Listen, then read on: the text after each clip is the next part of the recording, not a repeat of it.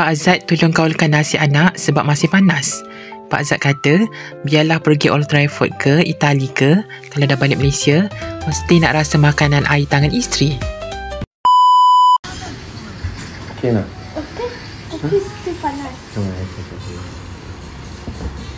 Thank you, Dad.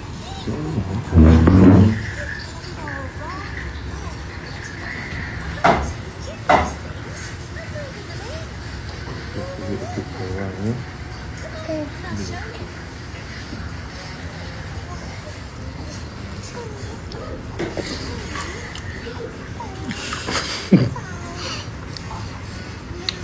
You pergi Old Trafford ke?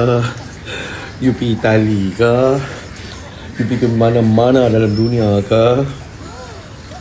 Will never feel the same bila you balik rumah makan makanan ayat tangan bini.